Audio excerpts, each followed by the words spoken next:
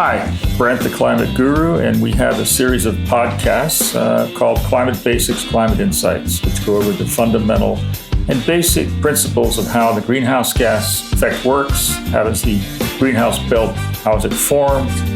What are the sources of carbon that cause greenhouse effect to be created? Why does it prevent heat from escaping the earth? And we have another portion in the series of what are the sources of carbon and greenhouse gases? What are the human activities that cause that? And what countries emit the most amount of carbon and other greenhouse gases? What is the historic contribution over the last 100 years of carbon emissions of different countries? And why does carbon remain in the atmosphere for hundreds of years? We also discuss tipping points when we reach certain temperatures that we want to avoid. And if we do, say 1.5 degrees Celsius or 2 degrees Celsius, what happens to certain natural systems, such as the Amazon rainforest, if it continues to diminish, or the West Antarctic ice sheet, if Antarctica diminishes in size? Why will that cause a continuing and irreversible contribution of global warming? So we're going to go over these in a series of brief podcasts, go over some principal issues and understandings of how the climate crisis works. Hope you enjoy it. Section 1, in this first part of our Climate Basics, Climate Insights, we're going to talk about the greenhouse effect and how it works. Hi, this is Brent, the Climate Guru, and today we're going to review some basic concepts of climate change and how the Earth is heating from the greenhouse effect. A lot of people say, well, it's complicated. You have to be a scientist, an expert to understand it. Really, it's not complicated. It's fairly simple. We're going to go through those concepts today very briefly, and you'll see that what science tells us and what we understand is very simple. In its simplest term, the Earth has natural greenhouse effect. It has natural systems that keep the Earth at a comfortable 60 degrees average Fahrenheit throughout the world. And that is caused by a natural greenhouse effect. Natural greenhouses are water vapor, carbon dioxide, nitrous oxide, and the methane. Those are the main greenhouse gases. They exist, and they made human life possible during the last 10,000 years when human civilization developed from agriculture, animal husbandry, we built cities, and so on. The problem is the natural greenhouse effect is good for the Earth, but humans, beginning in the period of industrialization over 100 years ago, began to emit excessive greenhouse gases into the atmosphere, mainly from the burning of fossil fuels, some from the breakdown of vegetation through forestry practices and so on. But the enhanced greenhouse gases are the problem, and that's what's causing warming of the Earth. And that's what we're concerned about as we go forward, that the Earth will continue to heat to levels that are very unsafe for life on Earth. Let's talk a little bit about what the greenhouse effect is and how it works. As we mentioned, there's a natural greenhouse that covers the Earth in a very thin film in the atmosphere. The sun emits ultraviolet rays, and the ultraviolet rays are rays that we can see. Those, about 30% of those, are bounced off of the atmosphere of the greenhouse and bounce back into space. About 70% of those pass through the greenhouse gases and hit the Earth. They hit the Earth, and the Earth warms. And what's reflected back from the Earth are not the ultraviolet rays, which are a short wavelength, but rather it's infrared wavelengths, which are a larger wavelength, and infrared is heat. They come in as light, and they go back as heat. And under normal conditions, before humans began to emit large amounts of greenhouse gases, some of those infrared rays would remain in the atmosphere, keep the Earth warm and comfortable, and a certain percentage would go back through the greenhouse belt of greenhouse gases. So everything was good. When humans began to emit large amounts of greenhouse gases, especially carbon, which is the most prevalent, the greenhouse effect, the gases became more dense. And these wavelengths of infrared could not make it back through the greenhouse gases. Many of them were trapped. How do we know that that's the carbon that humans emit as opposed to carbon that naturally escapes from the earth? Well, carbon has certain isotopes when they are burned. When we burn carbon in generation of electricity or transportation, cars and trucks, they have certain isotopes, which are markers. And we can identify the carbon that gets stuck, that doesn't go back into space, from the carbon that we burn in electric generating and transportation, for example. So we know it's from human-caused emission of excessive greenhouse gases. So there's a natural release of greenhouse gases on Earth, and then there's an excessive. And that's what causes climate change, because there's so many greenhouse gases, there's such a larger concentration of greenhouse gases, that these infrared rays that are heat cannot escape from Earth into space. So what are the main greenhouse gases? Well, the biggest is carbon dioxide, as we mentioned. It's from fossil fuels, industrial processes, burning of oil, coal, and natural gas, which is methane, to generate electric power, and transportation, the main sources. And also, we have to look at forestry and land use. That is, what happens in areas where the forests are burned when they're converted to pasture land. So of all the carbon, it's about 76% of greenhouse gases. Of all the carbon that makes up the greenhouse gases, carbon is actually 76% of all the greenhouse gas. It's the prevalent greenhouse gas.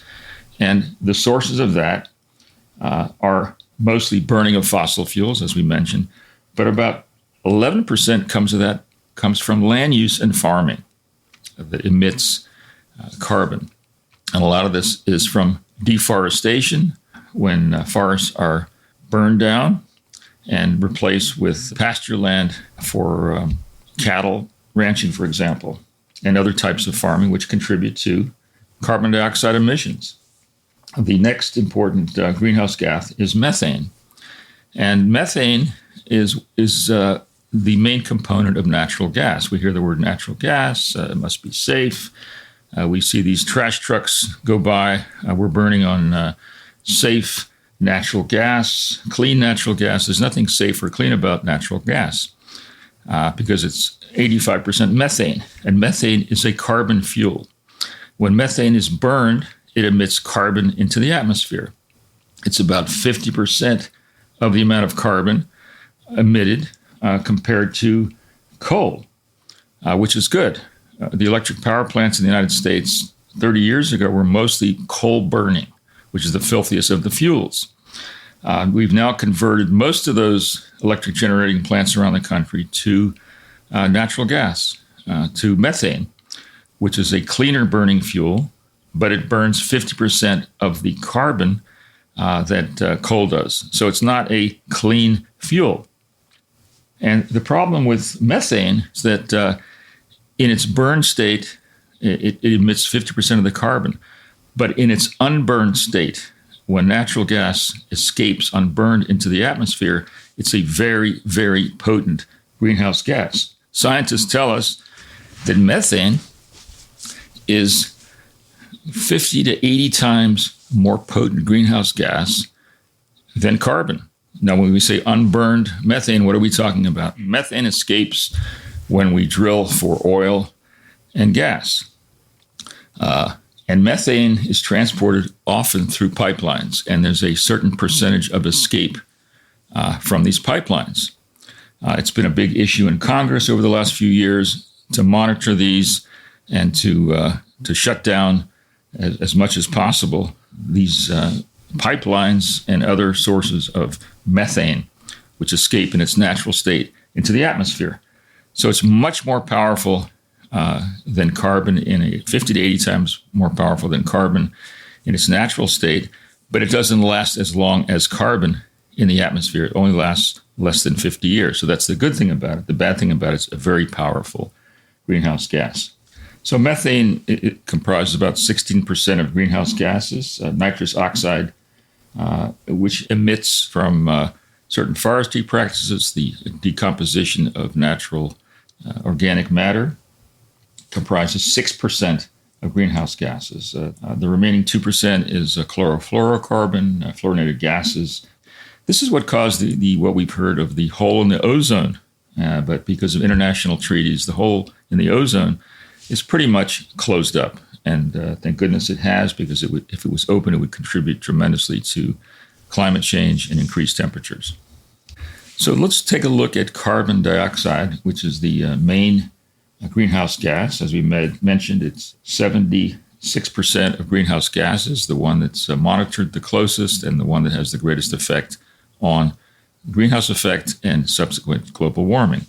How do we know that carbon dioxide emissions causes an increase in the Earth's temperature through the greenhouse effect? Well, if you look at graphs that have been prepared by scientists over the last 100 years, we see the amount of carbon that's emitted into the atmosphere each year. And we also see another graph line next to it, which is the rise in Earth's temperatures. The rise in Earth's temperatures graph line matches perfectly with the rise in carbon emissions. So we know that it's exactly tied into carbon emissions to cause increases in the Earth's temperature. So how much did we have carbon before industrialization?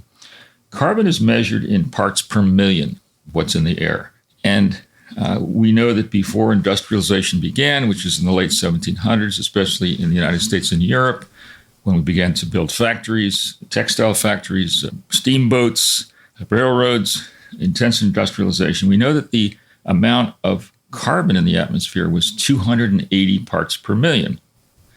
Remember that figure. And how do we know that back then? How did we measure back then? Scientists go into ice cores of land ice masses to see what the carbon was. They pull up these ice cores and see what the carbon was at a certain period in time in the past. So that's how we have the accuracy.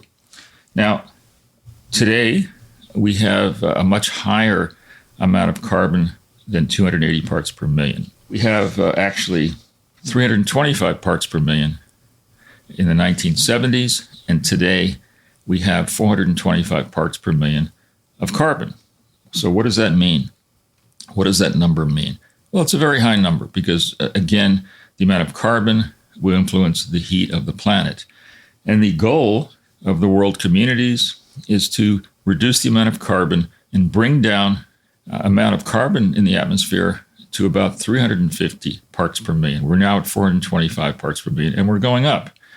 The trajectory is up because we continue to increase the emission of greenhouse gases every year in this planet. So the trend we see is that the greater amount of greenhouse gases and increases in the Earth's temperature have actually occurred since the 1970s, even though we measured back at least temperatures more than 100 years, and we monitor the amount of emissions of carbon over 100 years. So we're now at 425 parts per million in the atmosphere of the Earth, and climate scientists and those groups that monitor this, they put out reports every day. Over the last 5 or 8 years, I've watched that, and about 7 years ago, it was 415 parts per million, and slowly crept up to 420 parts per million, and then slowly crept up to what we have now, which is 425 parts per million. So it's increasing as we continue to emit fossil fuels. Not only is it increasing because we emit it, but it's the rate of increase of fossil fuels. We are putting fossil fuels into the atmosphere at a very fast rate that the Earth cannot tolerate, and causing rises in temperature. So what are the temperatures of the Earth that have been caused by increased greenhouse gases? Well, we look at what the temperatures were in pre-industrial times, again, going back to the late 1700s or early 1800s. And today, we are above 1 degree centigrade, 1.8 degrees Fahrenheit, above these pre-industrial temperatures before we began to emit large amounts of carbon and other greenhouse gases. We are actually between 1 degree Celsius and 1.5 degrees Celsius. 1 degree Celsius is 1.8 degrees Fahrenheit, and 1.5 degrees Celsius is 2.7 degrees Fahrenheit. We are approaching 1.5 degrees Celsius, 2.7 degrees Fahrenheit. And scientists warn us that this is a dangerous level to reach. We recall Paris Climate Accords in 2015, when 195 nations of the world met and agreed to reduce the amount of greenhouse gases. Every country had a plan that they published and would be monitored over the years, and that has happened in large part. And so the idea was to prevent temperatures from exceeding 2 degrees Celsius, which is 3.6 degrees Fahrenheit, and use all efforts to keep it below 1.5 degrees Celsius, or 2.7 degrees Fahrenheit. So why are these numbers important? What happens if we hit 1.5 degrees Celsius, which we're not far from, or we go up to 2.2 degrees Celsius? Well, what happens, and what are the concerns? Well, scientists tell us that we'll reach those amounts above 1.5 degrees, which will probably exceed in the next decade or two. We'll go above 1.5 degrees Celsius, and whether we reach 2 degrees Celsius in 10 or 20 or 30 years is being debated. But what happens if we reach those temperatures? Well, scientists warn that there are certain tipping points in the natural systems of the world which will be exceeded. When those tipping points are exceeded by certain temperatures, then these natural systems begin to contribute to climate change rather than to mitigate and reduce climate change. Thanks for tuning in to the Climate Guru podcast. Stay inspired, stay informed, and keep taking action for our planet's future. Until next time, and remember, together we can make a difference.